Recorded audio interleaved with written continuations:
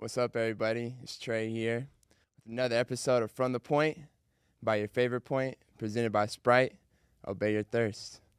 And I'm here today, joined by my good friend. Used to work with the Hawks. Now she's leveled up with Turner and left us, but we still miss her. She's a friend of mine and helping me with today's episode. Lauren Jabbar, appreciate you being here. Thank you. Thanks for having me, Trey. Honestly, when you asked, I was so excited because I feel like the 2 seasons I spent with the team, it was so much fun just telling your stories, telling the team stories. And I'm still in Atlanta. I still watch you guys. I still root for you. Yeah. But I did leave. It's so sad. Yeah. But I feel like one of my favorite memories of covering you was last year, Game 5 against Boston, first round of the playoffs. Less than 2 seconds left. I'm like, oh my God, is he going to pull up? He pulls up, drains it from the parking lot. Yeah. What do you remember about that moment? Oh, that was a fun game. I know. That was one of my favorite moments in the playoffs and even playing basketball. Yeah. So, I mean, I can see why it's one of your favorites. I mean, that's a loud arena to play in. So, getting a game winner in general is crazy, but to get it in a playoff game and a winner go home situation, like, it was a crazy moment for sure. That was fun. I know. It was so much fun. And I also want to say, too, like, one of my favorite parts of my job is being able to like become friends with you guys and tell your stories. And it's just like so cool to, have that connection because I feel like a lot of the time the fans don't get to see the human side of you. Like they see the stats, they see you play, but it's like cool being able to tell the stories about you becoming a dad. And like, I remember one time we were back in Oklahoma City and your dad showed me where your season tickets were growing up. And I was able to like do a hit during the game, sitting in those seats. I'm like, this is where Trey watched the guys, play. And this is like what inspired him. But that's what's crazy. A lot of people don't understand how, often we're around each other, like around the reporters, especially our team reporters who's with us at shoot arounds on the planes, like, they travel with us. Like, we may run into y'all at a breakfast time or two. Like, and then so y'all really get to know us like from a personal side. So it's really cool. Like you said, like that's why you're here with me. I ain't about to let nobody just come on here and be a host of my pod. So I appreciate you too. Yeah, thank you. And okay, I want to get into. Obviously, it's been a minute since the last time you did a podcast. It's been almost 2 months at this point, too. Been long. But it's been the off-season. What have you been up to so far? Like, what are some defining moments over the last month or so? Yeah, for me, this off-season has been too long for me. But, I got to do a lot of spending time with family. Was in Oklahoma for a lot longer than I usually am. I usually spend a lot of my summertime here in LA training, and I got out here a little bit later than I usually do just because I wanted to spend a little bit more time this summer with my family and going back to West Texas around Amarillo and Pampa, Texas, a small town around there, and spend some time with my grandparents and things like that because hopefully around this time, around the time I was doing that, I'd be still playing next year. So I wanted to get a lot of that in this year, and then my son's birthday, going to Dallas and spending Great Wolf Lodge with that. I was able to do that. And so now I'm back out here in LA training. I've been out here for a couple weeks now, but been able to spend a lot of time with family this off season. Yeah, Titus just turned 2, and that's so funny when you said Great Wolf Lodge. Like I used to vacation at Great Wolf Lodge too as a kid. Like how was that? How was his birthday? It was fun. It was the best time. So like when I was a kid, I probably went like 8 or 9 years straight. On Christmas Eve and Christmas Day, and so we'd drive down to Dallas and it'd be snowing, and we'd spend mornings, like you said, it's a water park in the hotel, so you're going and swimming around while it's snowing outside, and then I was watching NBA games throughout the day, so I just remember Great Wolf Lodge being a crazy experience for me. So to be able to do it with my son was really fun. Yeah, Andy's 2 now, which is so crazy. I can't believe time has flown by. Your daughter's already 6 months old. It's just crazy. No, it's time flies by, especially when you're having fun. So. Yeah, I know. And we have to give a quick shout out to Oklahoma because the women's softball team won their 4th straight. I saw you were out there for a little while too. Yeah, I went to a game. I definitely went to a game. Anytime I'm in Oklahoma and I can see an OU softball game now, I gotta go. Like I went the last 2 years, and there's something special. Like they don't lose, so it was fun. I had to go. Yeah. Speaking of something special, it's pretty crazy because the Hawks had a 3% chance this year to get the #1 overall pick. That's special. And somehow they ended up getting the #1 overall pick. This is the first podcast since that's happened. The draft is this week. Just what were your first initial thoughts when you saw the Hawks, Landry was going up on stage to do a little speech, and the Hawks got the #1 overall pick? I mean, of course. I mean, it's crazy. Of course we get it this year. I mean, as bad as we were fighting to get into the playoffs and we were all pushing and we just came up a little short, of course. Mm-hmm. That was kind of the luck that happened, and we were in the lottery, and then, like you said, a 3% chance to get the #1 pick, and we end up getting it. I mean, it's a crazy feeling. Like, as a player, that's the thing. Like, it's multiple lenses that you have to look through. Yeah. I mean, as a fan, there's a certain way to look at it, but then as someone in like my position, it's kind of different. Like, you don't always want to get the #1 pick because that means you're not really in the playoffs. Mm-hmm. Obviously, that means you're in the lottery. So as a player, you don't really, I mean, you weren't excited to be in the lottery, but then you get the #1 pick, and I mean, things change not only for yourself but also for the team and the city, and a new excitement comes around. So it's pretty cool. And this is the first year that they're actually doing the draft over 2 days, which is going to be really fun. Where do you plan on watching? Are you going to be here in LA? You're going to be in Texas? I'm gonna be here. I'm gonna be here in LA. I mean, I'm training now, so I'm just focused on just getting ready for next year. So, I mean, I'm wherever that's gonna be. I'm just focused on that, and but I'm gonna watch the draft. I'm gonna watch it, and I'm gonna watch it probably at the house with my family or whatever, and have some friends over, and we'll just watch it. And speaking of the draft, it's crazy because it's been 6 years since you were drafted. Like, again, time flies when you're having fun. But, like, let's rewind 6 years ago. What do you remember about sitting in that room, hearing your name called? What stands out to you the most? I think the anxiousness that I had. Like, yeah, I knew I was going to get drafted, but, like, you still want to go high. You still want to go to the right team. And, I mean, I worked out for, like, 5 or 6 teams and on one-on-0 sessions and things like that. But I didn't know, like, where I was going to go on that day. And I mean, even the night before watching ESPN, and you see the mock draft, and they had me at 12, like somewhere. I think I was going to the Clippers or something, and like I didn't know what to believe. You know what I'm saying? And all the teams I worked out for were ahead of that, and so I just was just anxious. And so when I sat down at the table and was just waiting one by one to hear everything called, I think I remember Omar tapped me on my back the most after the 3rd pick, and was like, you going to Atlanta. Like, after they made that pick with Luka, he told me that they were going to make that swap. And I think I just remember just the anxiousness of just that night. You know you're going to get drafted, you just don't know where. But the anxiousness of knowing where is the exciting part about it. And as a fan, I feel like we're all sitting there. We're watching from TV. Obviously, some fans can go and watch in person. But as a player, you're sitting there. Like, what are some things that maybe we can't see as a fan? Like, take me inside an NBA draft. Things that, like, maybe are behind the scenes. BTS, give us a little BTS action. I think what's really cool about it is, like, the commercial breaks. Whenever it's the commercial, and at home you're seeing the different commercials going on, but in the building it's just quiet, and people are talking with each other. You're talking with your families. You may be on your phone for a second, but you see the screen in there, it says whoever's on the clock and however much time is on the clock, and it's just no cameras on. You know when the TV is on. So I think that's the cool part about it, is like you kind of see the behind the scenes of whenever the commercial goes on. People are kind of talking and asking questions, or just trying to figure out information here and there, or looking on their phones. And then as soon as the TV comes on, you're locked into the commissioner or locked into the stage. That is so crazy, honestly. And it's cool because, like, we only get so much of a view of it, but you get, that whole view being there. I guess if you could look back 6 years ago, now you've had 6 years in the league. Technically, this will be 7 drafts ago after this draft is done. What advice would you give to 2018 Trae Young before the draft, or that you would give the guys going into the draft this year?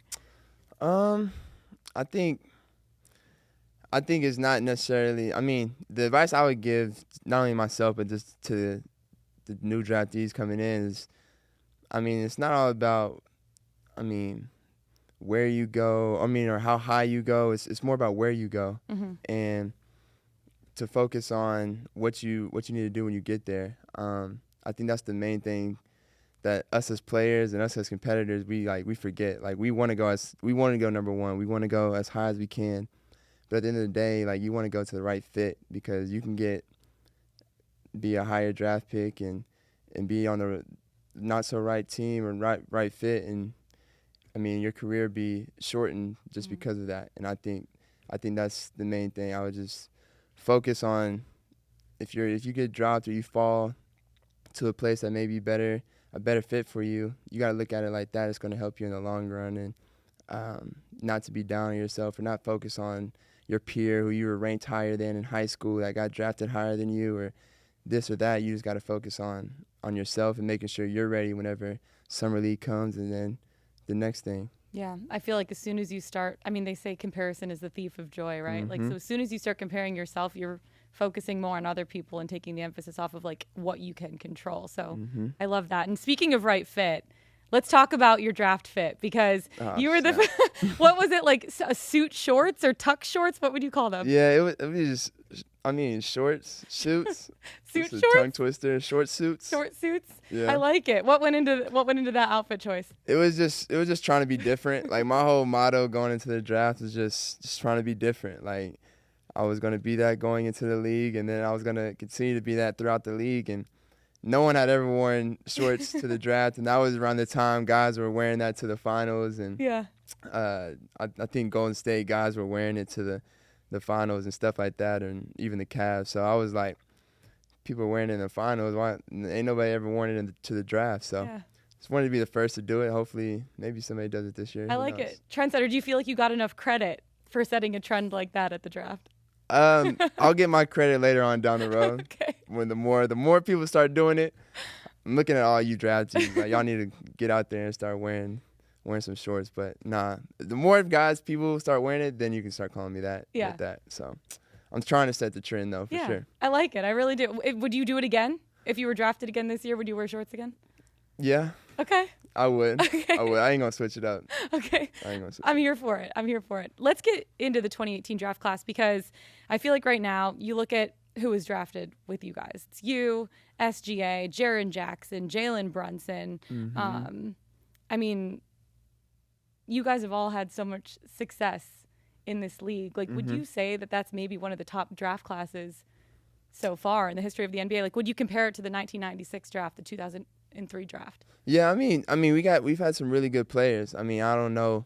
I mean, if you're talking about just point guards, and I mean, we got a lot of really good guards. Yeah. If you think about guards in general, I mean, maybe that could be a conversation. I mean, players. I mean, we have a deep roster when it comes to that too. But we're all pretty young in our careers, and we got a long ways to go. But I mean, with some of the accolades certain guys have, I mean, we definitely have a great chance to becoming one of the best classes ever be made, for sure. The GOAT point guard draft, we could call it. What do you think? I don't mind that. We got a chance. Like, I know. It all comes with time, though, right? For sure. We got some guys. I mean, like you said, Luka, Shea, Jalen. I mean, we got a lot of guys. Yeah. Got some talent, and I mean, only time will tell to see who's the best ever, though. I know. Okay, speaking of the best ever, that's what the Celtics were this year, and this is the first time that you've had a podcast since the Celtics won it all. I just have to ask, like, what did you think about the finals? What did you think about what Boston was able to do this year? And I mean, to be honest, like, I knew the way the roster was set. I mean, before the season, adding Drew and Kristaps. I mean, as much as certain people wanted to get on TV and act like that was something that was going to be hard to mesh with. Like, I mean, I knew they were going to be a tough team. Like, they got some older vets that's their main focus is winning. Whenever you have a team that's solely focused on winning a championship and just winning, then you can do stuff like this. You can win a championship, and it seemed like it'd be easy. You know what I'm saying? And I feel like that's just what they did. They all focused on just winning a championship, even from Jayson and Jalen talking about the MVP and stuff. Like, it was all just about winning. And whenever you add Drew Holiday and Kristaps, who hasn't had much success at all in the playoffs, but we all know he's a really good player. And I know he knows that if he just wins a championship, everybody's going to give him his flowers. And that's just what he did. And you could tell by how they played throughout the whole season and it paid off. Yeah, and we have to give a shout out to Al Horford too, because he's played in like some of the most postseason games and hasn't won, and he finally got his ring. I was telling my friend Chase, I'm trying to give him on the Al Horford train, and trying to show Al Horford a little bit more love. He wasn't giving him his credit. So I think when Al Horford leaves, the Celtics, that's gonna make them he's a big piece of their team. Yeah. You know what I'm saying? So that's a big piece when he leaves. Yeah. Is Al Horford a Hall of Famer in your opinion? He's Sorry, tough questions. That's a very tough question. He's gonna be for a debate. It's like him and Blake Griffin are kind of like in the same kind of debate. Like, yeah. The only difference now is Al has a ring, and I think you can. It doesn't matter what option he was, but I think it's gonna be a debate. Definitely has a case. Drew Holiday is for sure though. Yeah, it is really crazy. He's a 5-time NBA All-Star. But you want to know what else is crazy? Is Jaylen Brown posts on Instagram that he lost his ring during the parade, and if anyone finds it, how does that happen? How does he? He must have been like celebrating too hard and fell off or something. It wasn't like fitted for his hand yet. Yeah, because how do you get your ring stolen during the parade? Like during the parade, but it's crazy. He was probably celebrating too hard. Yeah, we hope he gets it back. Let's take a scope out for a second and look at the 2024 NBA playoffs as a whole. Was there any big surprises to you, or what did you think overall, East-West of the NBA playoffs? I don't think there was any like big surprises.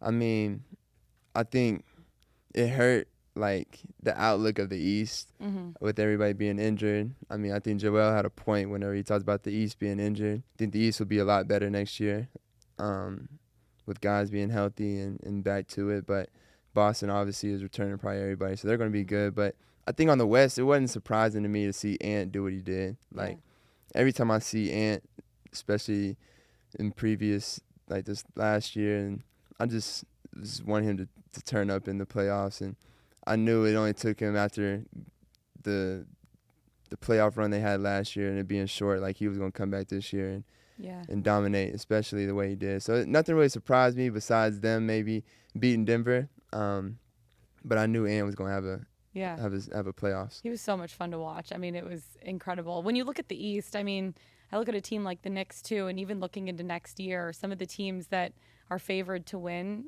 the championship, the Knicks aren't even up there in the top 8 right now. And I feel like maybe they deserve a little bit more credit for the pieces that they've added and how injured they were throughout the playoffs this year. They definitely do. I think they definitely deserve a lot more credit than they've gotten. If you look at it, the teams that made moves this year, all made a big run in the playoffs or made it to the playoffs and did something, like with Pascal going to Indiana, OG going to New York, Dallas. That's what I'm saying. Dallas making those big trades with PJ and Gafford, like those are big trades, and I think those are big momentum swings for those franchises. And so I think, like you said, in the East, even with Indiana, I think they're going to be a lot better next year with the run they had this year. I know they're going to be more motivated to get back, and they want to get that feeling again. So it's going to be a tough year next year. Yeah, who do you feel like next year, looking ahead, is going to be the biggest threat for you guys, the Atlanta Hawks, in the East?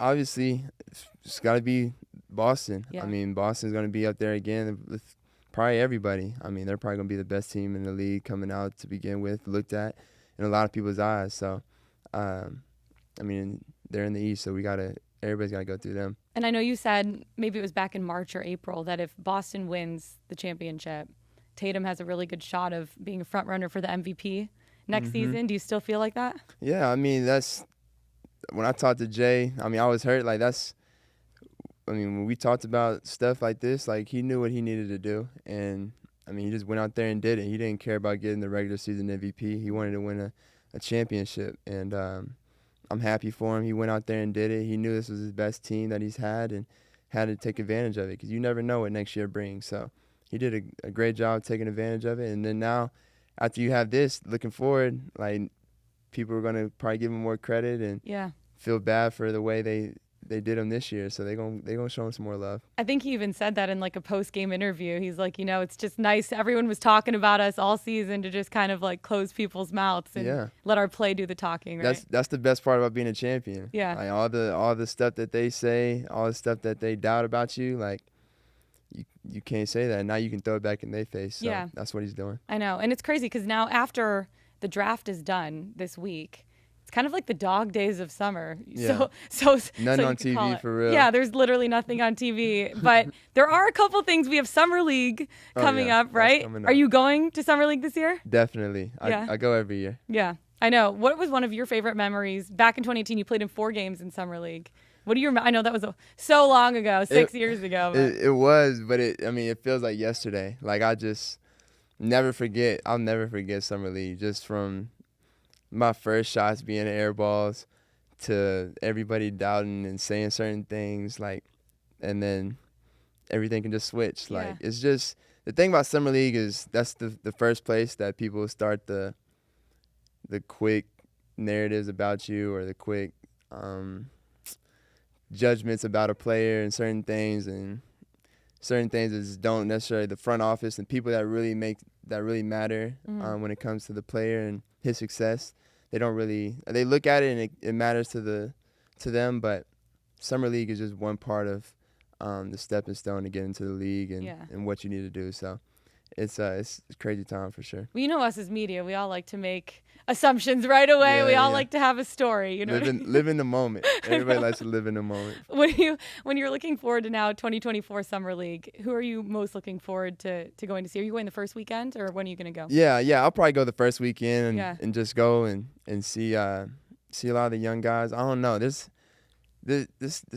draft class is going to be, I mean, not a lot of people are looking at it as like a lot of high major talent, superstar players, but there's going to be some guys that surprise people. Yeah. Like, that happens in every draft, and I'm looking forward to seeing who does that. Like, I mean, nobody really knows who it's going to be, but I think that's the exciting part about going out there, just seeing who really just makes a name for themselves and surprises a lot of people. I know, it'll be fun too, and it's also like just nice to see everyone, like all the players. I feel like after you guys have like a month off or a month of just training on your own at home, like it's nice to all kind of come back together, say hey, go your own ways. Yeah, everybody come back together, and that's like you said, that's one time, like everybody in basketball, it feels like, is in one city, and it's always fun going there. Yeah, and another thing this summer, the Paris Olympics, the 2024 Paris Olympics. I'll be out at the Olympics, not covering basketball though, Trae. I'm covering a new sport this year. What's that? Maybe you can come and try to qualify for it, breakdancing. Wow. Is that kind of cool? No, that is crazy. That's a sport? Yeah, it's brand new this year in the Olympics, breakdancing. That's crazy. Nah, I'm not going to be breakdancing, but that'll be fun. I know. I feel like you and Clint Capella have the moves, though, right? No, Clint does. Clint may be out there. He may be doing it, but nah, not me. Not you. I know. It's going to be fun, though, to watch. But I'm excited to, just see, like, USA compete again. For the USA team, basketball team, who do you feel like is going to be their biggest competition? What country? I mean, it's going to be fun. I don't know. They should win. It shouldn't even be a competition. Especially adding Joel, like, it shouldn't be a competition. But, I mean, I ain't going to go against my, besides USA, my Serbian brother, Bogey. So I hope he does well. But that's, I mean, besides him, I mean, they got a good chance, but nobody should really beat USA for sure. I know. Bogey will be rooting for you, but USA, we still want you. Yeah, we want to come home with the gold. We need the gold. We need the gold. In a little bit more serious note, I know, obviously, NBA lost a legend. Jerry West passed away. I know you tweeted out that you were able to speak to him and have some meetings with him. Is there anything that stands out, or any conversations that you had with him that stand out to you as some favorite moments?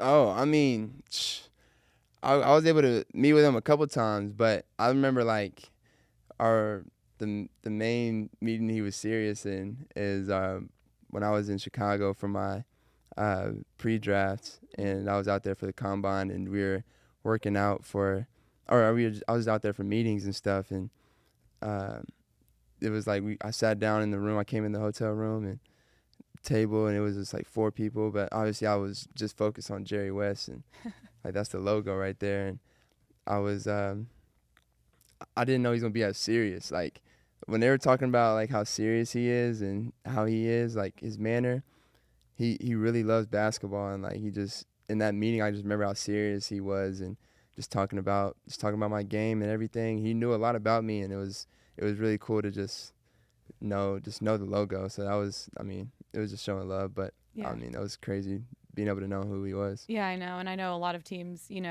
paid tribute to him in losing his life. And obviously he's going to be missed greatly, but Hall of Famer, 14-time All-Star, NBA champion, NBA Finals MVP. I mean, just what did he mean to the sport of basketball? I mean, he meant, obviously a lot. I mean, being the face and the logo, that holds a lot of weight. And so to be able to say you were that, it was got to be an honor. And for me, like, he's a point guard. So, like, to be able to know him and be able to have met him and him being the icon he was for the game and being a PG, like, it was really cool to be able to say I met him and had some conversations with him. Yeah, that's really awesome. He's one of those guys that he did control what he can control, and you saw the success that he had in the league. I know you say that a lot about your own game. Now, getting into more of the off season, you're controlling what you can control. What is the workout plan? What does it all look like for you over the last month, 6 weeks or so?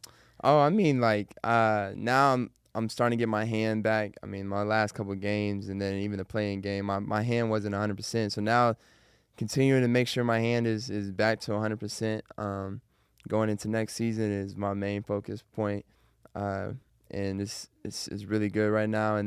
But I'm lifting every day, staying in the weight room, eating, making sure I get bigger and stuff like that. And that's my main focus. I mean, it's making sure I'm ready condition-wise going into next year. And I'm ready to start playing for real. Yeah, how is the hand feeling? Is it feeling like, I know you said at those last couple of games you wanted to be out there with your team, but it wasn't 100%, obviously. Yeah. I mean, it's a lot better now. Like, if we started playing today, I wouldn't have that big old brace on the back of my hand. But I mean, it's a lot better. I'm still doing my rehab stuff, and I was kind of off the court for a little bit to allow myself to rehab, and so and that's allowed me to get a little stronger and a little bigger.